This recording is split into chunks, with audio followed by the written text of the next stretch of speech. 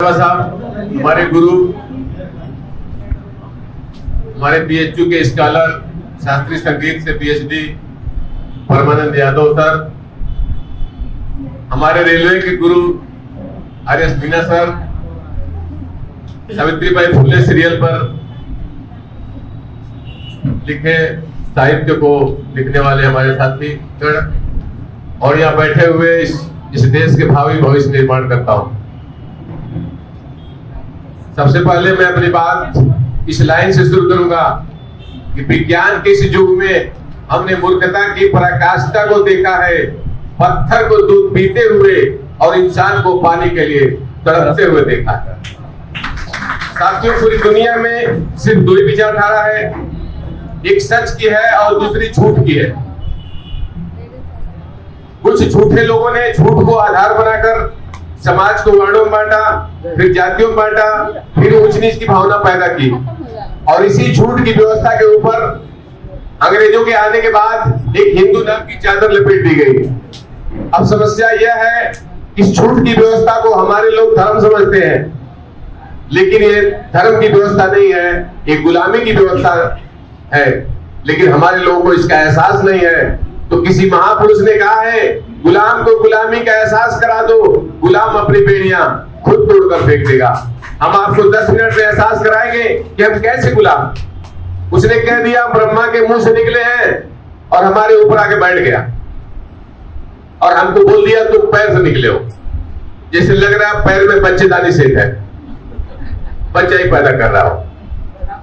और इस ब्रह्मा का एरिया कहाँ है? सिर्फ इंडिया में।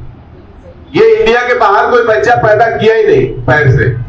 सारे शूद्र जो है इंडिया पैदा कर दिए। और उसने कह दिया तुम शूद्र हो, तुम्हारा काम है तीनों वर्णों की सेवा करना। नहीं करोगे ऊपर जाओगे, नर्क है। और नर्क में क्या है? गरम तेल का कड़ाहा, वहां पकौड़े जैसे क्या हो जाएगा, तल दिए जाओगे। हमारे लोग डर के मारे इस झूठ की व्यवस्था को मानते हैं। मैं रेलवे में आया 1995 में, अपने लोगों से पूछता था भैया कौन सी जाति के हो, इतना धीरे से बताते थे जैसे लग रहा कोई घोटाला कर गया। और उसे पूछिए तो बोलता था शिवानंद तिवारी, जगमोहन शर्मा, विष्णु प्रताप पांडे, जैसे लग रहा सब कुछ वही बनाया। अरे दूध आपने पैदा किया, मछली आपने मारा, चमड़े का काम आपने किया, सब्जी आपने उगाया, अन्न आपने उगाया। आप नीच कैसे हो गए भाई? आप नीच मान रहे हैं अपने को। आप किसी को ऊंचा मान रहे हैं मतलब अपने को नीचा मान रहे हैं। यही सबसे बड़ी गुलामी का कारण। पूरे इंडिया में किसी भी चौराहे में चले जाइए, 5वीं फेल पंडित को हम कह रहे हैं पाव लगे पंडित। मतलब ये जो हमारा सॉफ्टवेयर है ये पूरा हैक है। हैक है कि नहीं है? हैक है। गाय को कह रहा है माता, भैंस का माँ क्यों नहीं कह रहा माता? भाई दूध तो दिन भर भैंस का पी रहे हो, क्योंकि गाय गोरी है और भैंस काली। हम सारे काले लोग हैं, इसलिए वो अपने प्रतीकों को जिंदा कर रहा है। तो मैंने कविता बनाई, गाय तुम्हारी माता है तो सांड को अपना बाप कहो, भैंस ने क्या बिगाड़ा है मौसी तो स्वीकार करो। पूरे इंडिया में कहीं भी भैंस दिख जाए और ब्राह्मण दिख जाए तो उसे कहिए तेरी मौसी जा रही। हमारे लोग को हाथ में धागा बांध देता है और क्या बोलता है, एक बंदो बलि राजा दान बंदो महाबला देन तोम प्रतिबद्ध में मेरे से माचल माचल। जिस धागे से तुम्हारे राजा दान बाली को हम लोगों ने गुलाम बनाया, उसी धागे से मैं तुमको गुलाम बना रहा हूँ। माचल माचल, हिलना मत हिलना मत, गुलामी में पड़े रहो, मतलब शूद्र बने रहो।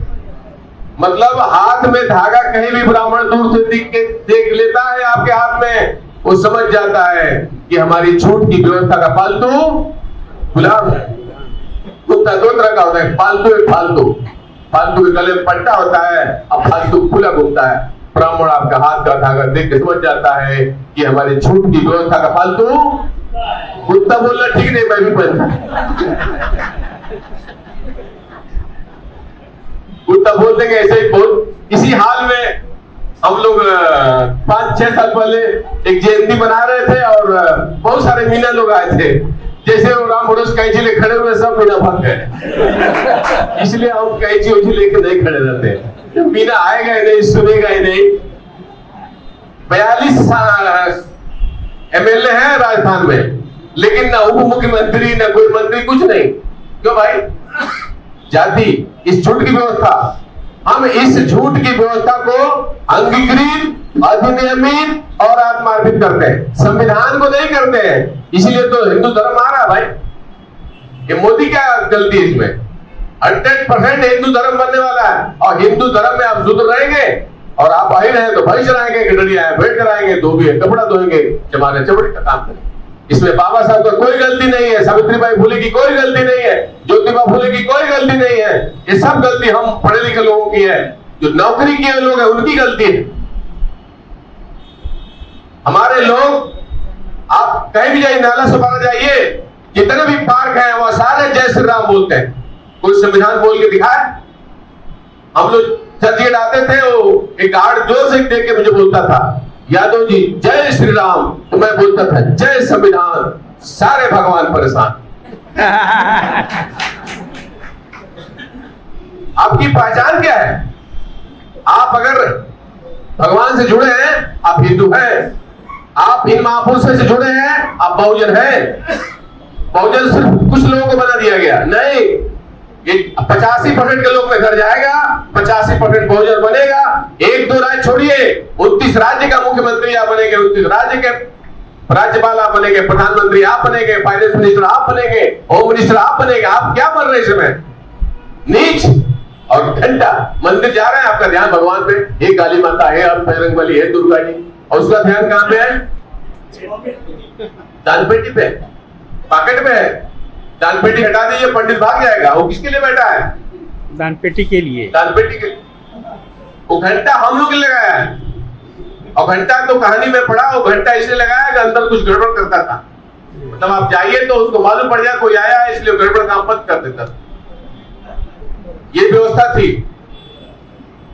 जब मुझे मालूम पड़ा, मेरे साहब मुझे बहुत कोशिश किए, ये दिन भर 500 आदमी के लिए मरता रहता है, 500 रेल कर्मचारी के लिए मरता रहता है, ये तो काम का आदमी है, इसको ऐसा दिमाग, इसका सॉफ्टवेयर चेंज कर दे। ये 100 करोड़ का जो हमारा शूद्र समाज है, ओबीसी एससी एसटी जिसको बहुजन कहते हैं, उसके लिए काम करे। तो आज मैं जो कुछ भी थोड़ा बहुत काम कर रहा हूँ, ये पूरा श्रेय हमारे गुरु एस के बैनर्जी जी को जाता है। हमको जबरदस्ती पकड़ के कैडर में लाए दादर में, यही स्कूल था बगल में, क्या नाम था स्कूल का? छबिलदास तो मैं भूलूंगा ही नहीं। ऐसा कैडर में पढ़ाया, इतने दुबले पतले आदमी दिखते, लेकिन ये बहुत खतरनाक आदमी। इनके संपर्क में अगर मीना लोग आ जाए, मैं दावे के साथ कहता हूँ, अगस्त मीना साहब को बुलाने का मकसद यही है, पूरा राजस्थान की तस्वीर बदल जाएगी। सिर्फ मीना, जाट, गुर्जर, अगर ये 3 बिरादरी वहां कैडर ले ले बैरवा साहब का, वहां का मुख्यमंत्री छोड़िए कांग्रेस बीजेपी, सारे अगले हर बार यही लोग बनेंगे। इतनी संख्या है इनकी। जहां 3%, 2%, 2.5% लोग हैं, साला 26 राज्य का राज्यपाल वही है, 26 राज्य का मुख्यमंत्री वही है, सारे यूनिवर्सिटी का वाइस चांसलर वही है, सारा जज वही है। आपके पास क्या है? घंटा। इस धर्म में आपको घंटा मिलता है और निष्ठा मिलता है। इस व्यवस्था में बिहार के अर्जक है के गुप्ता जी कहते हैं कि मैं चमार के घर खाना खा लिया, तो पिताजी बोले तुम तो चमार हो गए। तो उन्होंने कहा ठीक है पिताजी, चमार के घर खाना खाने से मैं चमार बन गया, तो कल मैं ब्राह्मण के घर खाना खा लूंगा और ब्राह्मण बन जाऊंगा। तो उन्होंने बोला नहीं, ब्राह्मण नहीं बनोगे। इस व्यवस्था में आप कितना भी मेहनत कर लीजिए, आपका प्रमोशन नहीं हो। हम लोग मोटरमैन थे, इस व्यवस्था में थे, संवैधानिक व्यवस्था में थे, परीक्षा दिए, CLI में पास हो गए। तो ये बताइए संविधान की देन है कि धर्म की देन है? आज जितने CLI यहाँ बैठे हैं, 2.5 लाख सैलरी है इनकी, किसकी देन है ये? तो आप लोग तो ताली बजा, हाथ उठा के बताइए कितने से 2.5-3 लाख सैलरी है, ये बाबा साहब का देन है। बाबा साहब को अगर आप घर घर नहीं पहुंचा सकते तो आने वाली पीढ़ी आपको गाली देगी। अरे जिनका लड़का मर गया था बाबा साहब अम्बेडकर का, लोगों ने कहा तुम गोलमेज सम्मेलन 1932 में लंदन जा रहे हो, तुम्हारा घर में लड़का मरा हुआ है। तो उन्होंने कहा अभी तो मेरा एक लड़का मरा है, अगर मैं गोलमेज सम्मेलन लंदन नहीं पहुंचा तो गांधी और नेहरू 100 करोड़ शूद्रों की हत्या कर देंगे, मरे हुए लड़के को छोड़ करके, और लंदन पहुंचते हैं और हमारा समाज ओबीसी का नाक पकड़ के सिमोड़ता है बाबा साहब के नाम पर। अरे बाबा साहब ने आपको ओबीसी नाम की पहचान दी 26 जनवरी 1950 को। अगर आप ओबीसी रहे होते, सारे ओबीसी के लोग ओबीसी माने होते, तो आज 29 राज्य आपके कब्जे में होता। ये मोदी जैसे खिलाड़ी दिखते नहीं आपको, इसका सारा दोष हमारे ओबीसी के लोग हैं। हमको लोग समझाते थे, हम बोलकर जी साकरे साहब तू कहां से केजरीवाल के चक्कर में आ गया। मुझे बड़ा गुस्सा आता था, लेकिन जब कैडर समझ में आया, बैरा साहब ने मुझे समझाया, तब समझ में आया कि सिम कार्ड है। ब्राह्मण देखिए आके ऊपर बैठ जाता है, करता कुछ नहीं, फिर लिखने जाइए फिर पीछे बैठ गया। ऊपर से ये बीजेपी है, ये वोडाफोन है, ये जब हटता है पीछे एयरटेल कांग्रेस उठा देता है। दोनों नहीं चलिए, दोनों नहीं चाहिए, तीसरा सिम कार्ड आइडिया का केजरीवाल ले लो। जैसे हनुमान जी नहीं चलेगा, गणेश ले लो, गणेश नहीं चलेगा, दुर्गा जी ले लो, दुर्गा जी नहीं चलेगा, शिव जी ले लो, शिव जी नहीं चलेगा, निराकार ले लो, निराकार नहीं चलेगा, आसाराम ले लो। भक्त भागना नहीं थी, भक्तों को घेरने के लिए नया नया सिम कार्ड लाते हैं। आज राहुल गांधी कह रहा है ओबीसी की जातिगत जनगणना कराएंगे, तुम भले को नहीं कर रहे थे भाई, लेकिन मैं उसको तारीफ करता हूं। अगर वो इतने बोल्डली, इतने दमदार आवाज में बोल रहा है कि भाई जिसकी जितनी संख्या उतनी उसकी हिस्सेदारी मिलनी चाहिए, ये हमारे ओबीसी के नेता अगर नहीं बोल पा रहे हैं, तो मैं तो कहता हूं राहुल गांधी वोट देना चाहिए एक बार। अरे वेरी गुड। हमारा समाज उसी लायक है।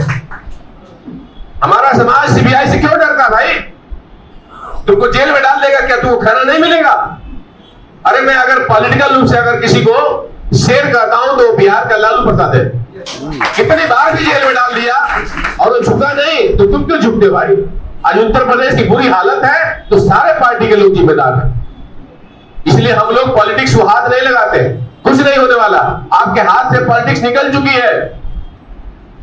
और बैरवा साहब 26 साल का एक्सपीरियंस है, मैंने बहुत मंथन किया इस 3 पॉइंट एजेंडा के ऊपर, और हमने जिसको समझाया सारे लोग ओबीसी के लोग। आप जौनपुर में जाइए, कोई ऐसा यादव नहीं होगा, कोई ऐसा मौर्य नहीं होगा, कोई ऐसा कुर्मी नहीं होगा जिसके घर में बाबा साहब अम्बेडकर और ज्योतिबा फूले और बुद्ध की तस्वीर नहीं। क्या वहां पर बीजेपी आ पाएगी? कभी नहीं आ पाएगी। वहां कोई नेता नहीं पॉलिटिकल, हमारा सामाजिक नेता गली गली घूम रहे हैं। उसका इफेक्ट देखिए, बगल के जिलों में प्रभाव पड़ रहा है। इसलिए हम लोग नौकरी छोड़े। और मीना साहब को धन्यवाद देता हूं, जब मुझे फंसाने की कोशिश की गई, हालांकि फंसा नहीं पाते। हमारा वीडियो 5 साल पहले का आरएसएस के लोग यूट्यूब पे चला रहे थे, ट्विटर पे चला रहे थे। मैं गांव में था कि वीरेंद्र यादव भगवान को गाली देता है। अरे मैं गाली देता हूं, भगवान से मैं निपट लूंगा, तुम बीच में क्यों पड़ रहे हो? भगवान हमको श्राप दे देगा, तुम क्या परेशान हो रहे हो? ये बीच में कौन आता है? दलाल आते हैं। हमारा भगवान करता क्या है? बैरवा साहब ने एक बार चंडीगढ़ में गार्डों को बोला, इतना मिठाई मत खिलाओ यार, भगवान को शुगर हो जाएगा, बीपी हो जाएगा। बोला अरे बैरवा साहब ऐसा क्यों बोलते हो? बताइए, हजारों साल से मिठाई खा रहे हैं, शुगर नहीं होगा, तो बीपी नहीं बढ़ रहा। हमारे लोग आदमी को तुरंत हो जाता है। ये वायरस है। भगवान क्या है? वायरस है। अल्लाह क्या? वायरस है। बच्चे को नहीं बताते भगवान है, अल्लाह है, ये राहु है, केतु है, शनि है, भूत है, पिशाच है, तुम मीना हो, तुम याद हो, कैसे मालूम पड़ता हो तुम? हम उसको बताते हैं। जैसे मोबाइल है, ये मोबाइल हार्डवेयर है, इसके अंदर एक दिमाग है, सॉफ्टवेयर है। अगर ये हैंग हो गया तो चलता नहीं है। उसी तरह हमारा शरीर हार्डवेयर है और ये दिमाग सॉफ्टवेयर है, ये चलता नहीं है, हैंग हो गया बचपन में। कोई मीना बनकर चल रहा है, कोई यादव बनकर चल रहा है, कोई टोमी बनकर चल रहा है, कोई पासी बनकर चल रहा है, और हमको कह भी रहा है तुम यादव नेता हो, यादव वोट डेरा हार जा रहे हैं। हमको मीना नेता बोल रहा है, मीना वोट डेरा हार जा रहे हैं, और अपने टीवी में आकर कह रहा है हिंदू नेता है। 3% का आदमी 26 राज्य का राज्यपाल बन गया, मुख्यमंत्री बन गया। तो मूर्ख हम है कि वो लोग हैं? और हमारा मिशन शूद्र बनाना नहीं है, लोग को एहसास दिलाना है कि तुम हिंदू हो तो शूद्र हो। हम शूद्र नहीं है, क्योंकि हम 5 साल पहले सारे देवी देवताओं को घर से निकाल दिया और सारे महापुरुष हमारे घर में लगे हुए हैं। हमारी मां मर गई लॉकडाउन में, हमने भाइयों को बोल दिया 1 रुपया नहीं मिलेगा अगर तुम्हारे घर में पंडित आ गया। सारे भाइयों ने मिल करके पंडित को भगाया और हमारी माँ का अंतिम संस्कार बुद्धिज्म के परंपरा से हुआ। हमारी औरत का संस्कार बुद्धिज्म के परंपरा से हुआ। हमारी औरत भी मंदिर जाती थी, मैं मना नहीं करता था, लेकिन मैं उसको पेगोडा ले गया, फुलवाड़ा ले गया, बोध गया ले गया, सारनाथ ले गया, उसको विकल्प दिया, तब जाकर मंदिर जाना छोड़ दी। हमको विकल्प देना है। बैरवा साहब आपको विकल्प बता रहे हैं। लोगों को एहसास नहीं है कि कांशीराम साहब को तो मैं देखा नहीं, वो चले गए, लेकिन ये मान के चलिए इस आधुनिक भारत का कांशीराम बाबा साहब अम्बेडकर, और कांशीराम के बाद अगर कोई है तो एच के बैरवा जी हैं। आप नोट कर लीजिए, ये 3 पॉइंट एजेंडा इनकी नाक में दम कर देगा। संविधान की शपथ, अभी सावित्रीबाई फुले जयंती था, 95 बैच के लोग हमारे आए, रघुनंदन जी, सावित्रीबाई फुले का जन्मदिन पर हमने शुभकामना दी, कोई पंडित ने शुभकामना नहीं दी। क्या सावित्रीबाई फुले ने पंडितों के खिलाफ काम किया? अरे वो काशीबाई ब्राह्मणी औरत मरने जा रही थी, विधवा औरत, उसको पकड़ कर घर में लाया, बच्चे को जन्माया, उस बच्चे को गोद लिया। क्या उससे बड़ी माँ, उससे बड़ी सभ्यता की देवी क्या इस इंडिया में कोई हो सकती है? अगर ब्राह्मण उसका नहीं हुआ तो आपका कभी नहीं होगा। उस ब्राह्मण के भरोसे हम लोग बैठे हुए हैं। जो ब्राह्मण को नीच कहता है उसको घर में हम बुला रहे हैं। बताइए, अगर स्वाभिमानी आदमी है और हम घर में बुला रहे हैं तो हम तो कहते हैं ये मरा हुआ आदमी है, उसको छोड़ दीजिए, मरने दीजिए। हमारे लोग पीटे जा रहे हैं, मैं खुश होता हूं। अगर आप 3 पॉइंट एजेंडा नहीं चला सकते हैं तो आपकी पिटाई होगी और मैं खुश होगा। आपके सारे हक अधिकार छीन ले जाएंगे। नोट कर लीजिए, कोई आरक्षण नहीं मिलने वाला। रेलवे बिक गई, क्या आरक्षण भाई? रेल बिक गई मतलब रेल मंत्री खत्म, स्वास्थ्य बिक गया मतलब स्वास्थ्य मंत्री खत्म, शिक्षा बिक गई मतलब शिक्षा मंत्री खत्म, तो संसद खत्म। क्या का मंत्री? रेल बिक गई, रेल मंत्री खत्म। रेल मंत्री बनेगा ही नहीं, शिक्षा मंत्री बनेगा नहीं, स्वास्थ्य मंत्री बनेगा नहीं, मतलब संसद खत्म।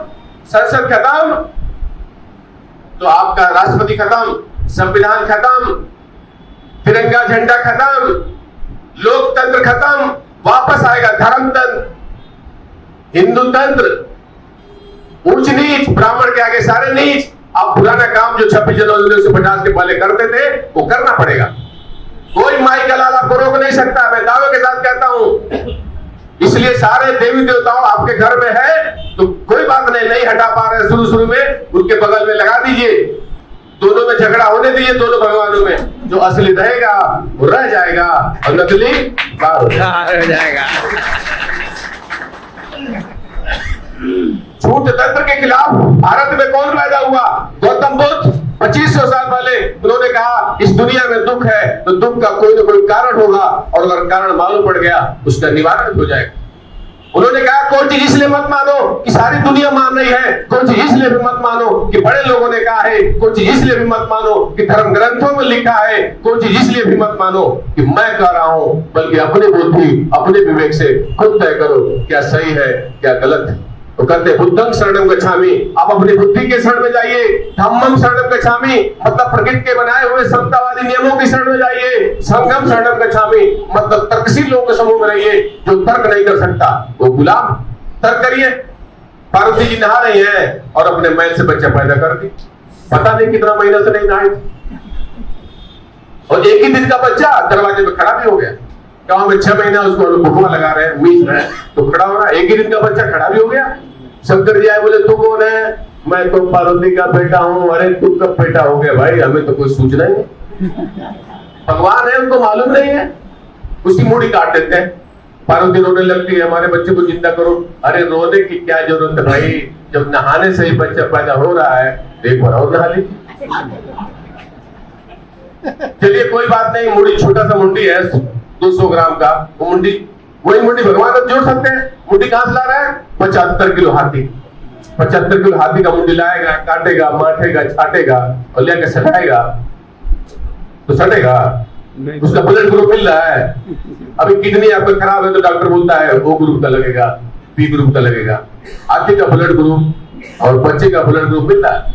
चलिए जोड़ भी दिया हाथी का मुंडी, क्योंकि सवारी क्या है? चूहा। हम लोग लोकल ट्रेन चलाते हैं, सबसे बड़ा चूहा खार रोड में 300 ग्राम का घूमता है। 300 ग्राम के ऊपर 75 किलो वजन रखेंगे तो फील्ड मर नहीं जाएगा। और आप लोग सुबह सुबह बोल रहे हैं जय गणेश देवा, जय गणेश देवा, सुबह सुबह बोल रहे हैं जय हनुमान ज्ञान गुण सागर, जय कपीस पूजागर राम दूत अतुलित बलधामा, अंजन भूत महासुतनामा। हनुमान जी अगर ज्ञान के सागर है तो कोलंबिया यूनिवर्सिटी में उनका फोटो लगना चाहिए। किसका फोटो लगा वहां? तो ज्ञान का सागर कौन है? तो गांव में चालीसा, हनुमान चालीसा बजना चाहिए हमारे घर में, या भीम चालीसा बजना चाहिए? भीम चालीसा। हमारे गांव में जाइए बलिया में भीम चालीसा बजता है। हमारे पिताजी बोले मेरा को बहुत मन कर रहा है भजन सुनने का, पढ़े लिखे नहीं है, मैं बाबा साहब अम्बेडकर का, गौतम बुद्ध का, कबीर का सब भजन लिया के फर्क दे दिया हो। वो बिना पढ़ा लिखा आदमी कहते हैं इस दुनिया में सबसे ज्ञानवान व्यक्ति अगर कोई है तो बाबा साहब अम्बेडकर। तो हम महिलाओं से क्यों गीत गवा रहे हैं? मैं तो कह रहा हूँ जितनी महिलाएं आई हैं हमारे स्पीच के बाद भी आपको गीत गाना गाइए। हम सबको पूछते रहता है भाई गीत किसको आता है? ये गीत कला का निर्माण करती है। परमानंद साहब को क्यों इतना सम्मान दिया जा रहा है? पीएचडी किया हुआ आदमी गली गली में घर घर जाकर के एक एक बच्चों को कबीर का पाठ पढ़ाते हैं। सोचिए कितना इन्होंने जीवन में संघर्ष किया होगा। कबीर को जिंदा करना मतलब लोकतंत्र के प्रतीकों को जिंदा करना। सावित्रीबाई, बहुत अच्छा ओपी वर्मा जी ने बताया, सावित्रीबाई फुले ऐसा टीका लगाती थी। मैं तो कहता हूं आप ऐसा ही टीका लगाइए, लेकिन ऊपर लिख दीजिए शूद्र और नीचे लिख दीजिए ब्राह्मण। फिर देखिए ब्राह्मण क्या करता। और उसका बीपी का मशीन ले जाइए, जरा नाप लीजिए, उसका बीपी नॉर्मल नहीं मिलेगा। हमको तिवारी गार्ड था हमारा, बोला यादव जी अभी कोई शुद्ध नहीं रहा। हम लोग क्यों? हम लोग क्या है? आप ब्राह्मण सभा कर रहे हो, हमको एंट्री नहीं देते हो। क्षत्रिय सभा हो रही है वहां, हमको एंट्री नहीं मिल रही है। वैश्य सभा हो रही है, हमको वहां एंट्री नहीं मिलता। हम क्या है? बोला नहीं आपका बहुत विरोध होगा। हम लोग करो विरोध, तो ब्राह्मण सभा कर रहे हो, शूद्र सभा करेंगे। हम कोई सभा, हमारे सभा में कोई खुश रहे चाहे नाराज रहे। पांडु में एक ब्राह्मण आया था, घुस गया। मैं बोला भाई ये बताइए ब्राह्मण सभा में एंट्री हमको मिलेगी? बोला नहीं। तो हमने बोला आप यहाँ क्यों आए? तो मुझे बड़ी खुशी है, यहाँ कोई टीका नहीं लगाया है, कोई ब्राह्मण नहीं है, मैं खुल के बोल पा रहा हूँ। और एफआईआर भी होगा, मेरा पेंशन बंद नहीं होने वाला, इसलिए खुल के बोल रहा हूँ, इसलिए नौकरी भी छोड़ा हूँ। मुझे समझाना अपने लोगों में जरूरी है, बाहर समझाना जरूरी नहीं। सड़क पे जहाँ एफआईआर हो जाए, जहाँ मारपीट, वहां 3 पॉइंट एजेंडा। चुपचाप साहब बोलते हैं तुम शादी में जाते हो, वहां तुम भाषण मत दो, हंगामा हो जाएगा। चुपचाप 3 पॉइंट एजेंडा लागू कर दो, ध्यान करवाओ, संविधान की शपथ पढ़ दो और कैलेंडर बांट दो। बस इसी से आपका काम हो जाएगा। उसी से भी बीपी शुगर जो है ब्राह्मण का बढ़ जाएगा। तो आप सोचिए बुद्ध की बात को आगे बढ़ाया किसने? कबीर ने, सत्यदास ने, उसी को आगे बढ़ाया फूले साहब ने, साहू साहब ने, अम्बेडकर साहब। सावित्रीबाई फूले 9 साल की थी, 12 साल की ज्योतिबा फूले थी, शादी हो गई, पढ़ी लिखी नहीं थी, लेकिन उसका मन था। तो सावित्रीबाई फूले का हस्बैंड कितना महान आदमी था। आज औरतें घूमना चाहती हैं, बाहर निकलना चाहती है, कुछ जानना चाहती है, हस्बैंड बहुत सारे रोकते होंगे, लेकिन ज्योतिबा फूले सोचिए कितना महान आदमी। उस सावित्रीबाई फूले को पढ़ाया, और पढ़ाने के बाद कोई स्कूल नहीं था हमारे लोगों का। वो लोग स्कूल में पढ़ाने जाते थे, लोग गोबर फेंकते थे, एक साड़ी एक्स्ट्रा लेके जाती थी, लेकिन सारे स्कूल में आज जाइए पूरे इंडिया में सावित्रीबाई फूले की जगह सरस्वती का फोटो लगाया, जिसने एक भी स्कूल नहीं खोला। तो वो अपने प्रतीकों के साथ खड़े हैं और हम अपने प्रतीक के साथ खड़े नहीं। इसलिए हमने कविता बनाई, दर्द मजलूम का सुनाएगा कौन, इनकी आवाज उठाएगा कौन। जब अखबार ही नोट छापने लगे तो वतन की हकीकत बताएगा कौन। सावित्रीबाई फूले को बताएगा कौन, असली सरस्वती के रूप में इसे बताएगा कौन। अंग्रेज थे इस देश के भाग्य विधाता, ये असली बात बताएगा कौन। अंग्रेज नहीं आते, बाबा साहब अम्बेडकर अंग्रेजों को समझाने में सफल नहीं हो पाते कि आप लोग चले जाओगे, हम वहीं रहे, भैंस चलाते रहेंगे, गिरड़ियां हैं, भैंस चलाते रहेंगे, धोबी है, कपड़ा धोते रहेंगे। हम तो पुरानी व्यवस्था वाले में रहेंगे, पहले भी गुलाम थे, तभी भी गुलाम है। आप लोग के आने के बाद हम दोहरे गुलाम बन गए हैं, लेकिन जब आप चले जाओगे तो हम इकहरे गुलाम रहेंगे। इसलिए जा ही रहे हो तो जाते जाते एक संविधान बना दो। तो 389 सदस्यों का एक टीम बनती है, संविधान बनता है, और अम्बेडकर को बड़ा मुश्किल से उसमें एंट्री मिलती है, तब जाकर के आप यहाँ बैठे हुए इस हाल में दिख रहे हैं, तब जाके हम नौकरी में दिख रहे हैं, तब जाकर हमारे लोग MP MLA बन रहे हैं। लेकिन ये हमारे व्यवहार में नहीं। हम लोग अगर जाति को छोड़ दें, मैं तो ढूंढ रहा हूँ, 1 साल से ढूंढ रहा हूँ, कितने WhatsApp पर मैंने शादी.com पर 10-10 हजार रुपया खर्च कर दिया कि मुझे यादव बिरादरी में शादी नहीं करनी बच्चों की। लेकिन समाज इतना तैयार नहीं है कि कोई दूसरी लड़की मिल जाए। अभी भी मैं पीछे नहीं हटा हूं, ढूंढ रहा हूं, कोई मिल जाएगी। छोटा वाला तो मेरा तेज लगता है, कहीं कर लेगा वो इधर। बड़ा वाला बहुत सीधा है, इसलिए मुझे ज्यादा मेहनत करनी पड़ रही है। मैं ज्यादा अपनी बात कुछ नहीं कहूंगा। ज्योतिबा फुले के बाद साहू महाराज ने बहुत संघर्ष किया, बाबा साहब को पढ़ा, सहयोग किया शिक्षा में, और बाबा साहब अम्बेडकर ने ऐसा संविधान बनाया, ऑल आर इक्वल, सारे नागरिक एक समान, फ्रीडम ऑफ व्यवसाय। पहले अगर आप भैंस चलाते थे, भेड़ चलाते थे, धोबी का काम करते थे, चमड़े का काम करते थे, वो सब छोड़ करके तुम MP बनो, MLA बनो, CLI बनो, मोटरमैन बनो, गार्ड बनो। तो हम इन महापुरुषों को नमन करते हुए अपनी बात इस लाइन से खत्म करूंगा कि आजादी की शाम नहीं होने देंगे, अपने लोगों की कुर्बानी बदनाम नहीं होने देंगे, बचेगा लहू का एक कतरा भी, शूद्र का दामन नीलाम नहीं होने देंगे, नीलाम नहीं होने देंगे, नीलाम नहीं।